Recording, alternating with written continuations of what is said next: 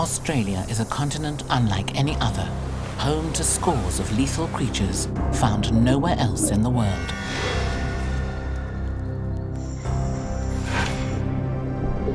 Some are faceless, others unforgettable, but all use ingenious methods to hunt, defend, and kill.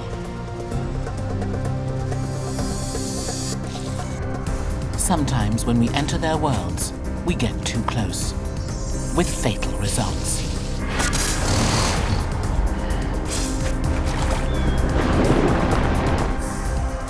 Prepare to come face to face with Australia's deadly dozen.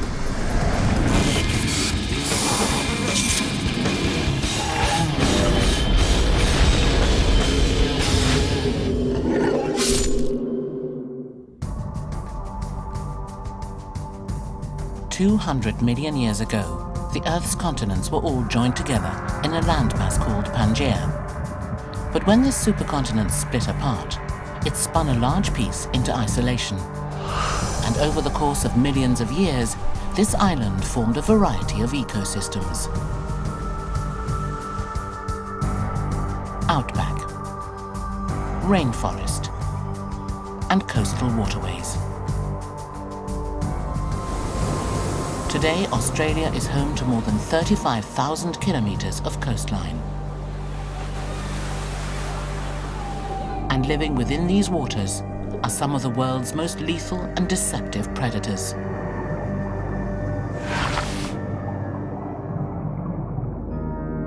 One of them is a creature we don't often think of as deadly.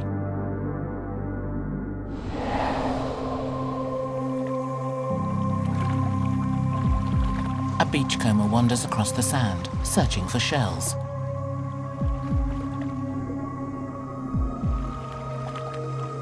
But this shell has a resident, and it doesn't want to be disturbed.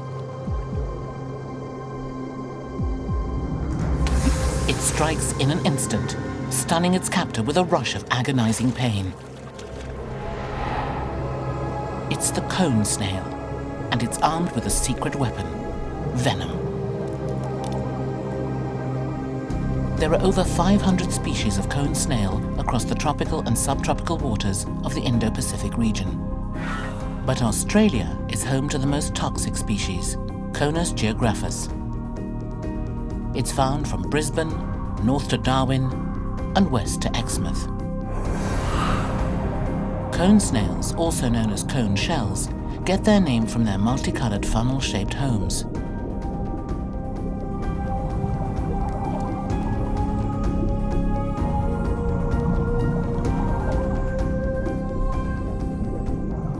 They hide in shallow waters during the day.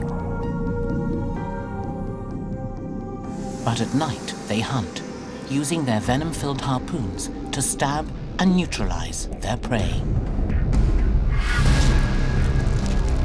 The cone snail injects venom that consists of 200 different compounds, making it one of the most complex venomous creatures on Earth. It injects this elixir through a 1 centimeter long harpoon, which it fires through its proboscis or tongue.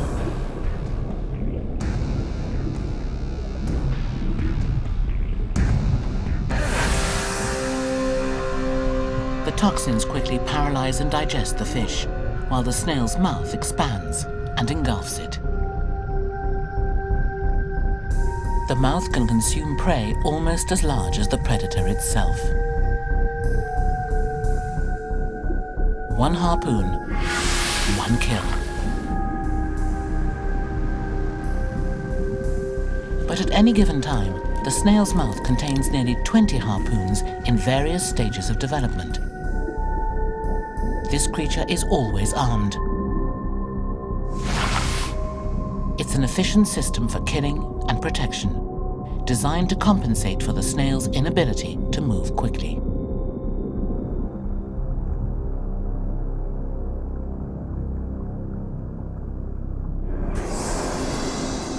Shell collectors should beware, because there's no safe way to handle a cone snail. The proboscis can reach any point on the snail's body and deliver enough venom to kill 15 people. Its sting is excruciatingly painful. The pain fades, but numbness soon sets in, followed by dizziness, slurred speech, and paralysis.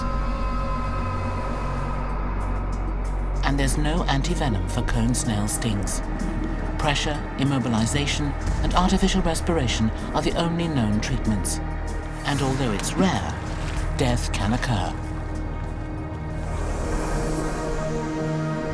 But the cone snail isn't the only camouflage predator in these waters.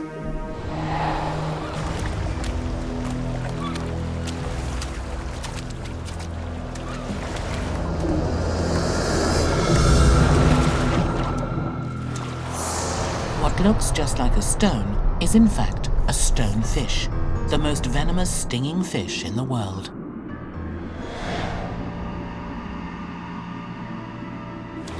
There are 30 recorded stonefish stings every year in Australia. Most are accidents rather than deliberate attacks. The stonefish lives just steps from the shore along nearly 2/3 of Australia's coast, from Brisbane to Geraldton. Aboriginals call it nohu, or the waiting one. The encrusted predator can sit motionless for hours beneath the sand, waiting for small fish and shrimp to pass by.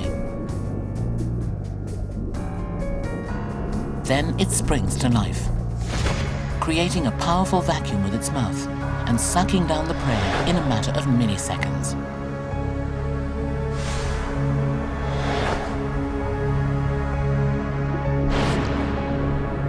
But the stonefish isn't just a predator, it's also prey. And while it may appear defenseless to larger sharks and rays, it's armed with quite a surprise. When agitated, the stonefish raises 13 spines along its back to signal that any attack will come at a price. Each spike tapers to a razor-sharp point, much like a sword blade, and is sharp enough to penetrate rubber shoes or flippers.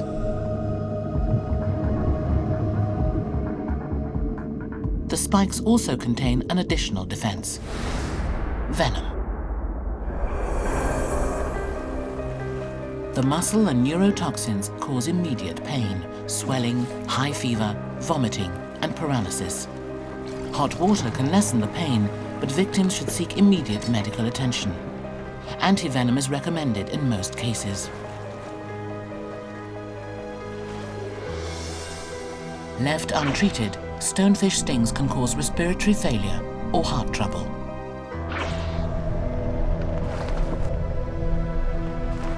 And there's another cloaked creature that swims among Australia's swells. Only this one can sting without being seen. An alien-like life force bobs on the surface. It's faceless, limbless, and toxic. When its tentacles unknowingly brush against a swimmer, it launches her into extreme pain.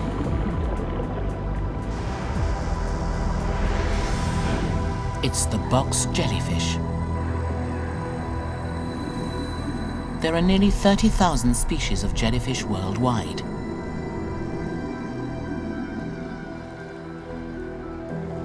And the box jellyfish is the most toxic of them all.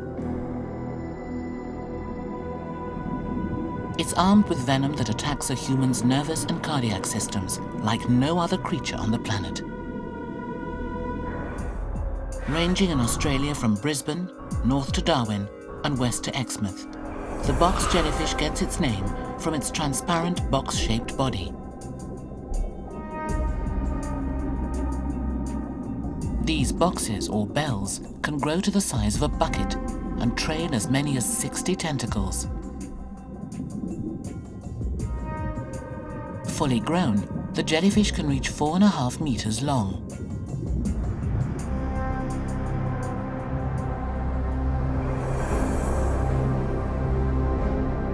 Every centimeter of every tentacle contains millions of stingers, all ripe with venom. These stingers, known as nematocysts, act like mini hypodermic needles, each injecting a micro drop of venom directly into the victim.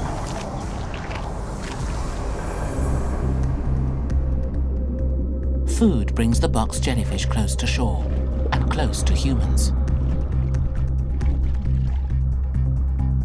Its long tentacles contain so many stingers that swimmers don't need to see the creature to be stung by it. One encounter can result in a toxic punch to the entire body.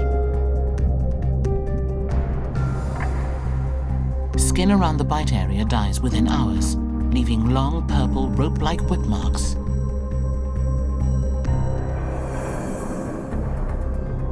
As the venom is absorbed, breathing quickly becomes distressed. Heart and respiratory failures soon follow. Even the brain is affected. But an antivenom is available. Of the hundreds of jellyfish stings that occur every year in Australia, few are fatal.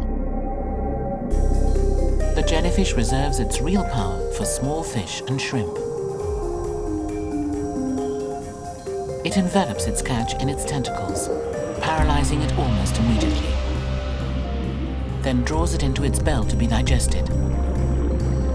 A death to be seen by all.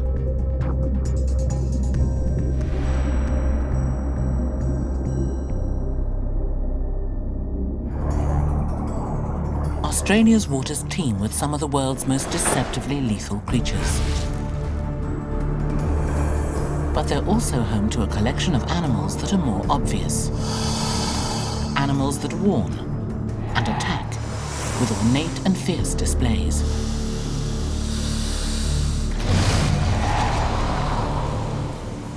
It sits perfectly camouflaged among the rocks until it's discovered. Then it flashes its brilliant warning and releases its toxic bite. This is the blue-ringed octopus. There are at least 5 different species of this octopus, all living in the tidal rock pools along Australia's southern coast. The blue-ringed octopus spends its days hiding in crevices or under rocks. People rarely come in contact with them. There have been just 3 fatalities in the last century. But at night, the tiny mollusk hunts. It subdues small fish and crabs with its paralyzing venom, either injecting directly into the prey itself or into the water around it. Once frozen, the blue-ringed octopus chops up the victim with its powerful beak and begins to feast.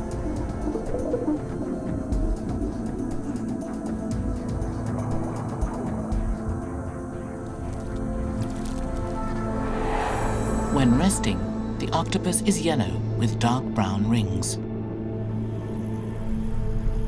But when provoked, the rings burst into bright peacock blue.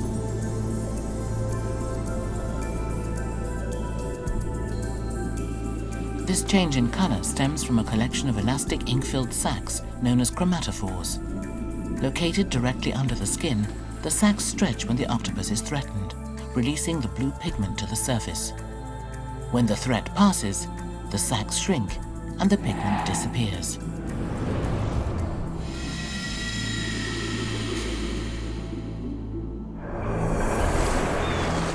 Most bites to humans occur when they try to handle the octopus. By the time the creature changes color, it's too late. The blue-ringed octopus's parrot-like beak can easily puncture the skin and the muscle beneath. The bite itself is relatively painless, but the venom is 10,000 times more toxic than cyanide and fast-acting. It attacks and freezes the victim's muscles, triggering the immediate loss of taste, touch, and sight. Left untreated, paralysis and respiratory failure can follow. Just one bite can kill an adult in 90 minutes, all from a creature the size of a golf ball.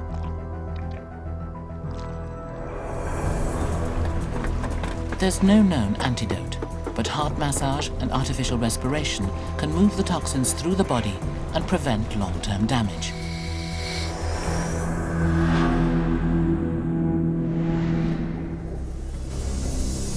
Another arresting predator also combs Australia's waters.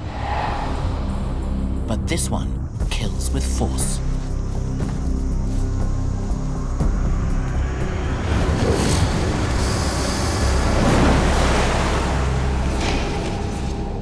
The saltwater crocodile, the largest croc in the world.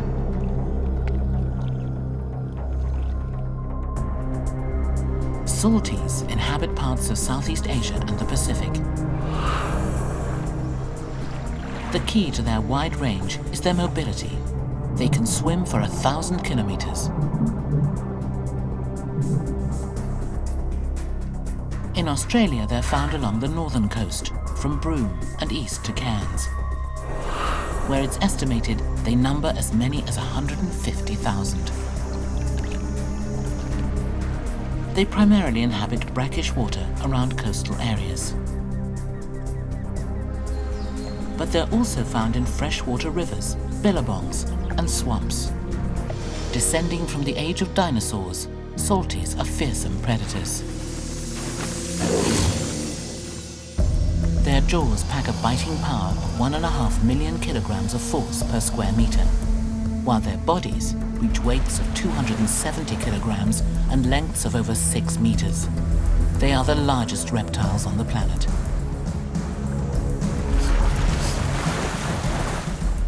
And when it comes to killing, they're efficient predators.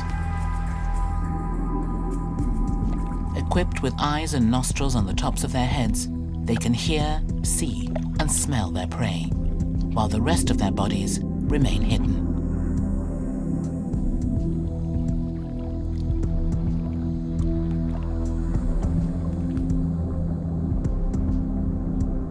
But with just one flick of their muscular tails, they can propel themselves out of the water and on top of their quarry.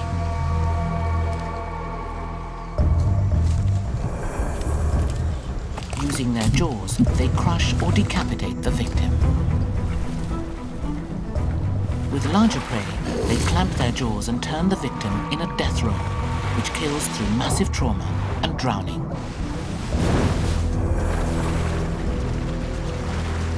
Fish, birds, snakes, and smaller crocodiles are standard fare. But salties can take down prey as large as cows and kangaroos.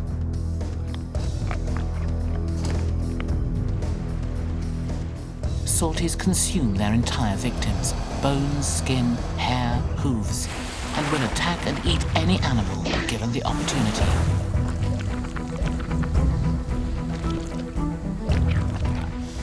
But despite their predatory power, salties, on average, kill less than 1 person a year in Australia.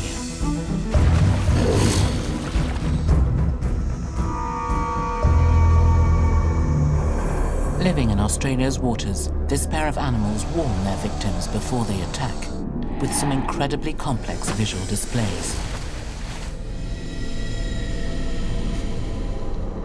And their warnings are best heeded, whether prey or passerby.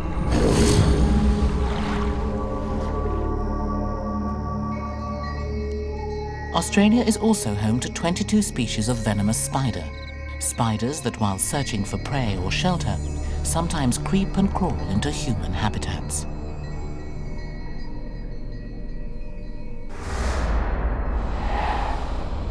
Sitting in the dim shadows of the shed, a female spider watches intently as her dinner scurries by. Suddenly, a hand invades her webbed domicile. The venomous redback spider strikes, and the misery begins.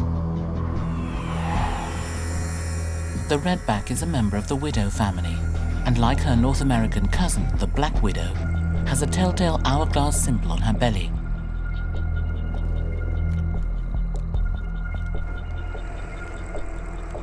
But this Australian arachnid gets her name from the trademark red stripe across her back.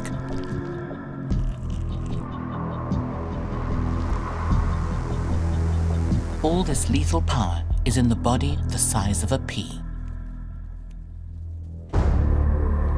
To seize her much larger prey, she employs a complex web, building her lair in an area sheltered away from sunlight, and spinning a collection of vertical threads from her living chamber down to the exposed ground.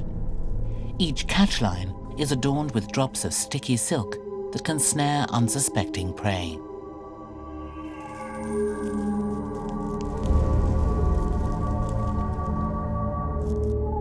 Insects, small lizards, and even juvenile snakes and mice are then quickly detained and enveloped in bands of sticky silk.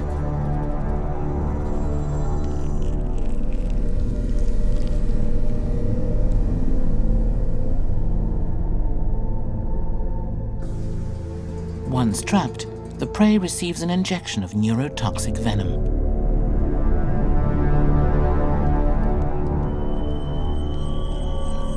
The venom tenderizes and dissolves the insect tissue, converting it into a kind of soup.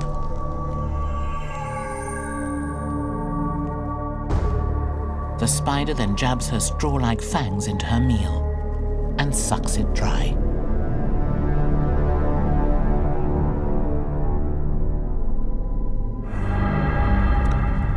She defends with her venom as well, usually when her web is disturbed.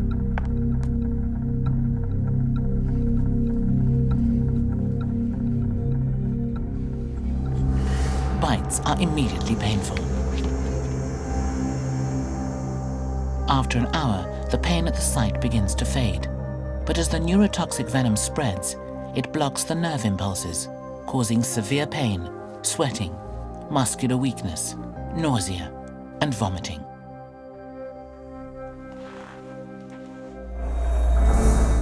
The redback lives throughout the continent, both indoors and out, so human encounters are common. There are nearly 600 bites every year, and almost half require anti-venom. Fatalities are rare. Children and the elderly, with their underdeveloped and compromised immune systems, are most at risk. There is much to admire about the spider with the red back, but it should be done from a distance. A much larger and more frightening spider also sometimes wanders into our homes. Its strike is so deep that it must be torn from the limb. But by then, it's too late. This woman has been bitten by the Sydney funnel-web spider, perhaps the most dangerous spider in the world. Without medical intervention, she could die within the hour. Male funnel-web bites deliver powerful venom known as atraxatoxin.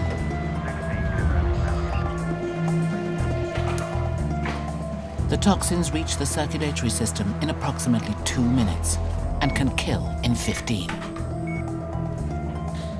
Symptoms include mouth tingling, twitching tongue, profuse salivating, watery eyes, sweating, and muscle spasms. After 2 hours, most of the symptoms subside, only to be replaced with respiratory distress and cardiac arrest. Sydney funnelwebs are easy to spot. They're large spiders with glossy black heads and dark brown bodies, and they're best known for their massive fangs. Most spiders' fangs are pincer-like, but the funnel webs are hardened and act like daggers. To work these daggers, they must raise their bodies up and strike down.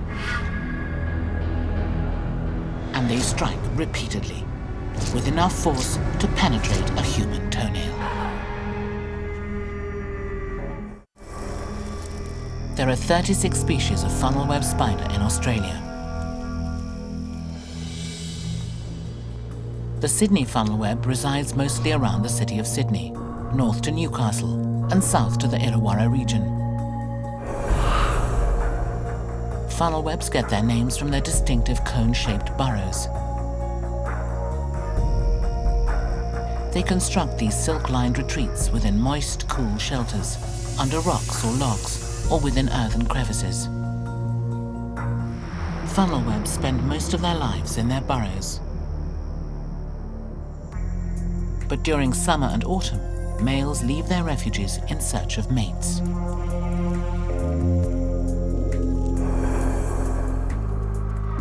they often wander into houses and garages. That's when humans encounter them.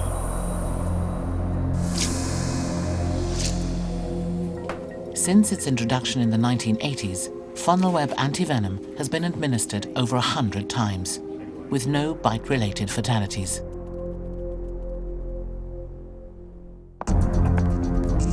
They're tiny, beautiful, and dangerous, and they're among the deadly dozen. Over the millennia, Australia's isolation has led to the extraordinary evolution of many of its venomous creatures, including snakes. Today there are nearly 50 species of venomous snake living on the island. Some of these are among the most toxic in the world. And sometimes humans find themselves in the snake's realm, with tragic results.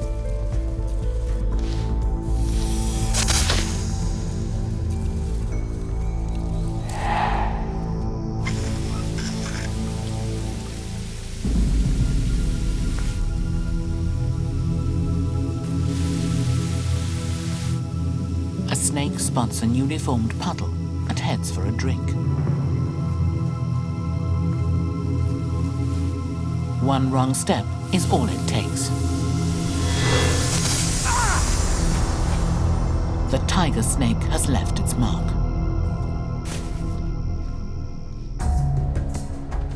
Australia is home to 2 species of tiger snake. It gets its name from its skin, usually a collection of yellow and orange bands. Not all tiger snakes are easily identified. Some are entirely black. But they all have a fierce tiger-like disposition. They're found throughout southeastern Australia, from Brisbane to the Eyre Peninsula, parts of Western Australia, and across the island of Tasmania.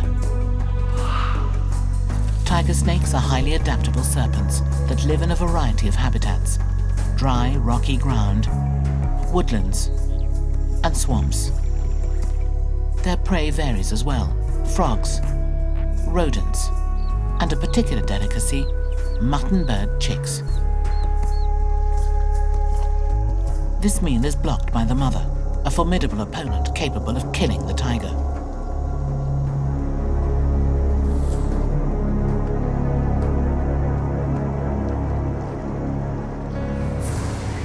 Rather than risk injury, the serpent kills her first, clearing the way for a feast.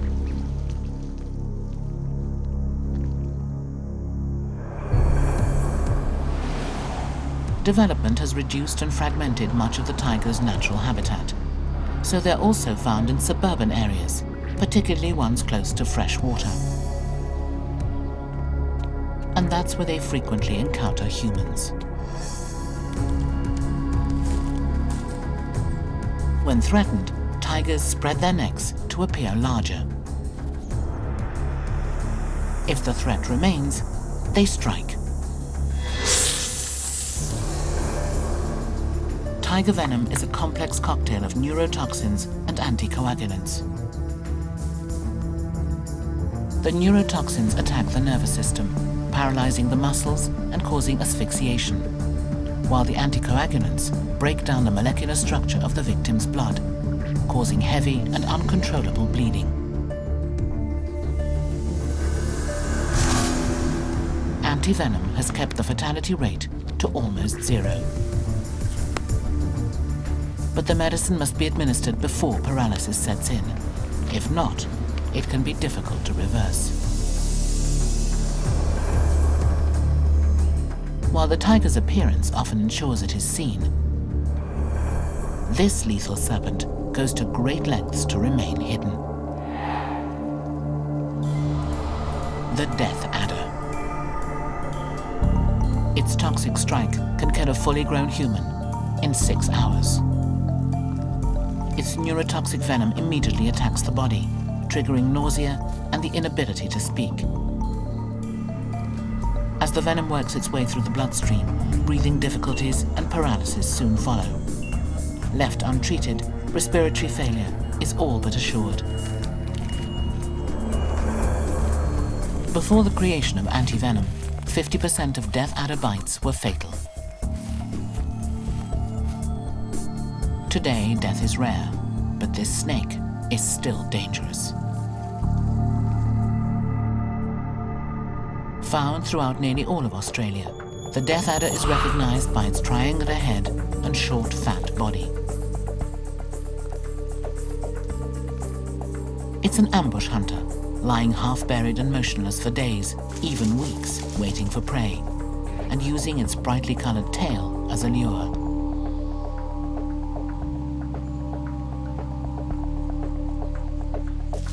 When birds or lizards approach, the tail twitches, resembling a grub or a small worm. It draws the prey closer until the death adder's strike is the fastest in Australia. Just a quarter of a second.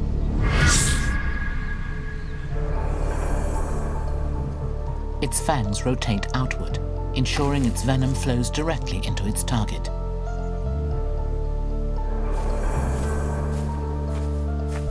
While most snakes move away from the first sign of danger, the death adder tends to sit tight and rely on its camouflage, earning it the nickname Death Adder.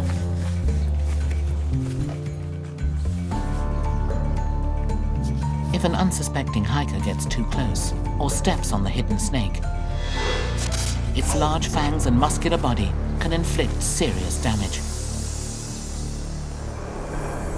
But the death adder only strikes once. This snake strikes repeatedly. The taipan is a slender serpent that size, method of attack, and toxic bite affect hundreds of people every year.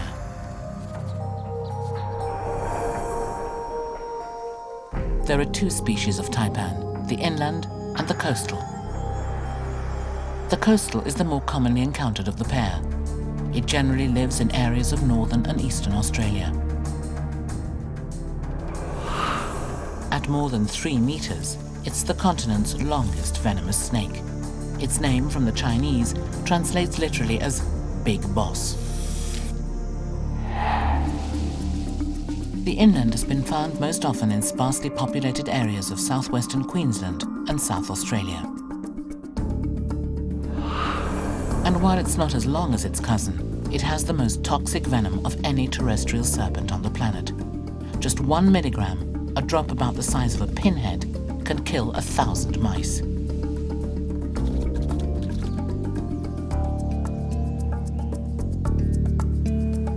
Taipans are largely solitary hunters that do everything in their power to avoid human contact. But they're fond of mice and rats, so they're sometimes found in proximity to humans. And that's when the trouble begins. Unusually fast and nervous, taipans won't hesitate to defend themselves when threatened. Unlike most snakes that bite and run, they raise their long bodies high off the ground and strike repeatedly.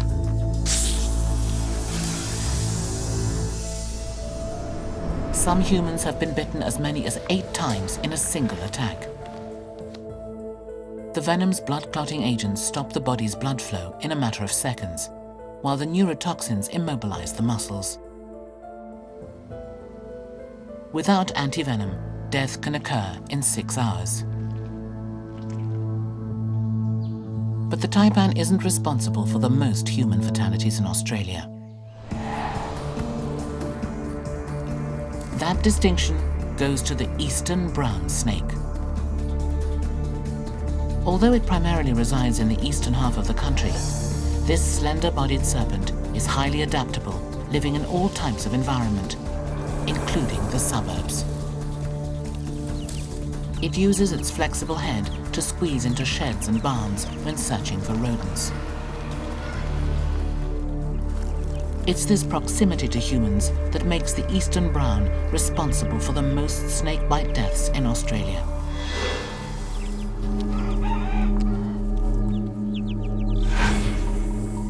When threatened, the eastern brown coils into a distinctive S for maximum striking force.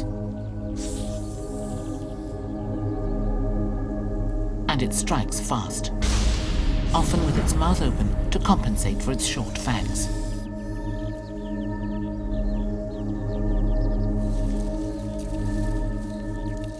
Its venom is a lethal combination of neurotoxins and anticoagulants that kill through massive internal bleeding, as well as heart, lung, and kidney failure. Every year, hundreds of brown snakes are removed from in and around homes and workplaces. This should always be left to the experts.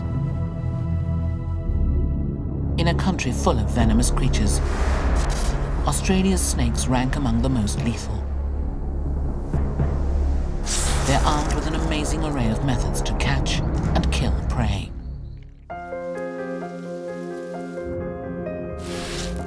Australia is home to some magnificent and deadly predators. But in our minds at least, one species reigns supreme. Its fearsome reputation, hunting strategies, and myriad behaviors make it one of the most formidable creatures, not just in Australia, but in all of nature. I heard a splash behind me and see something out the corner of my eye.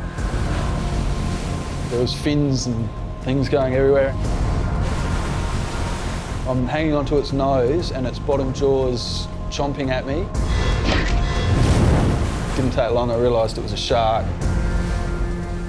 And not just any shark, a great white.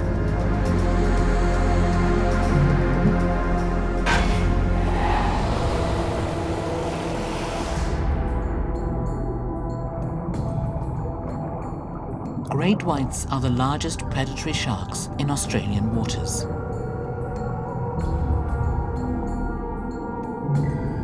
They are found in depths of around 900 meters, as well as close to the surface in nearshore waters.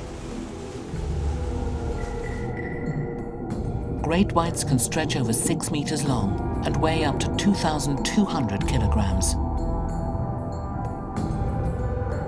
The shark's name comes from its white underbelly, but its torpedo-shaped body, cone-shaped snout, and large dorsal fins are all etched in our minds. It's equipped with a type of sixth sense called the ampullae of Lorenzini. Located on the front of its snout, these electroreceptors detect weak electrical fields given off by prey, like seals, allowing the shark to hone in on its target. The massive predators often approach from below, rocketing to the surface and pulverizing their prey.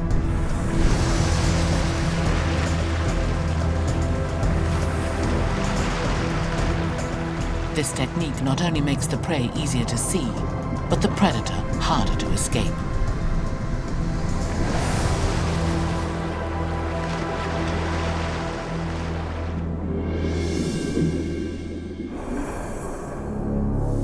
Ancestors of the great white shark have roamed the seas for nearly 400 million years. Today, they inhabit temperate oceans around the world, and occasionally the tropics. And great whites aren't bound by territorial ranges. They're one of the few species to travel the entire globe. Females have been tracked journeying from Africa to Australia and back in only 9 months, a total of more than 19,000 kilometers. One of the best places to witness great whites is Australia. They thrive in the waters off Kangaroo Island, a tiny isle on the south coast.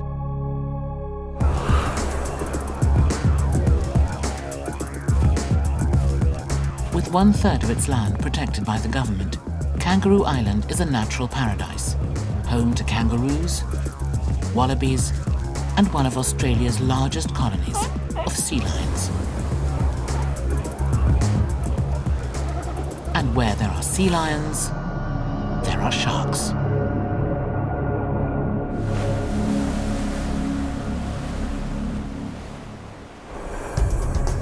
But these waters also attract surfers.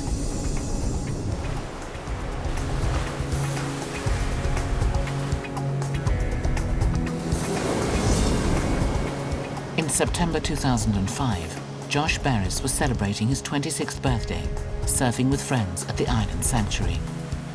So I'm paddling out the back and it's beautiful, really glassy, really calm water, just with nice swells rolling in, and I thought then this is just an exceptional day.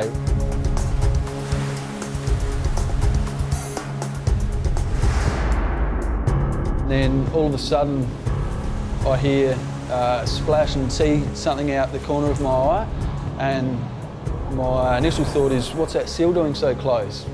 But really quickly I realised that it's not a seal. It was a great white shark, and it was coming straight for the surfer. It hits me with incredible force and knocks me forwards off my surfboard. By then the shark is underneath me, both hands, both feet, scraping along its back. Whites tend to attack prey like seals from below, using a vertical approach.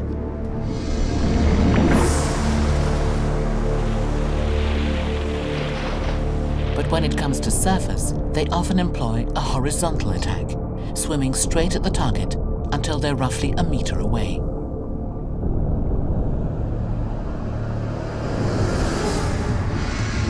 They then emerge well positioned to inflict maximum damage, snouts raised and jaws pushed out of their mouths.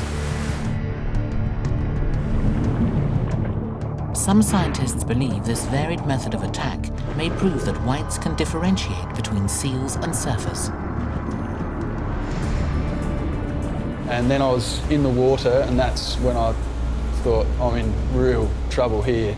I can see the shark again coming back at me, and it turned around exceptionally quickly.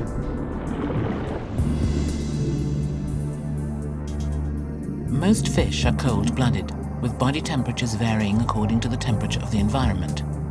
But great whites are semi-warm-blooded. Their body temperatures remain at a relatively constant 23 to 26 degrees Celsius, even in cold waters. This allows the sharks to draw from their energy reserves for bursts of speed when pursuing more nimble prey.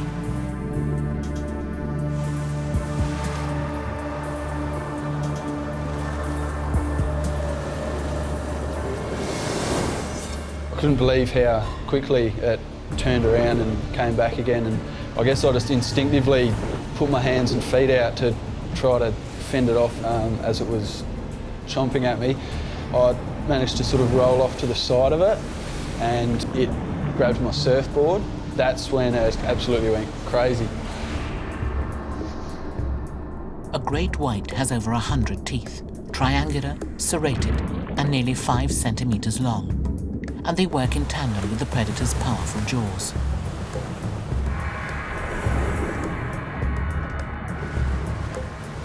Once locked onto its prey, the shark throws its head from side to side, shearing and sawing flesh until a mouthful is torn. Great whites can bite with a force of more than 225 kilograms, and the 5-meter-long creature that attacked Josh was ready to bite. Although the shark had the surfboard in its jaws, Josh was still hooked to the board. I was getting dragged out to sea. I did get my leg rope off, and I watched it keep eating my surfboard. He turned to look for help and spotted a fellow surfer. But when he turned back round, he faced a chilling sight. The water's just dead calm, my surfboard's floating, and there's no shark. And I was sure I'd have left the surfboard to come back for me again. Great whites are believed to be taste testers, tending to bite unfamiliar objects that catch their eye before deciding if they'll consume them.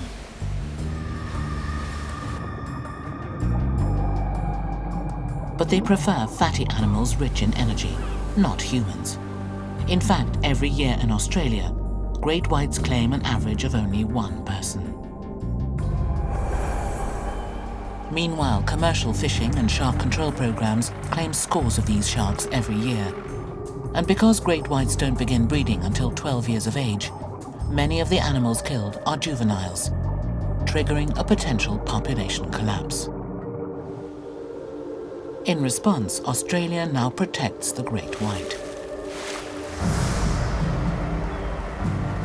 That was probably the scariest part when it had all sunk in of what had happened. But once we got to the rocks, I was just amazed and ecstatic, and just couldn't believe how lucky I was that I'd survived it. Paramedics stabilized Josh and helicoptered him to a nearby hospital.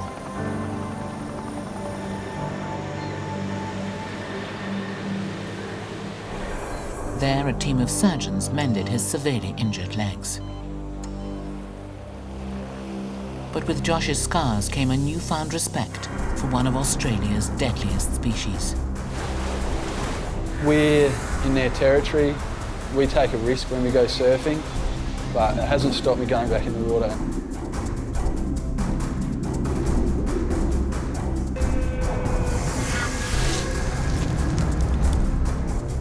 They're an elite group of 12, embodying all of nature's grandeur and power.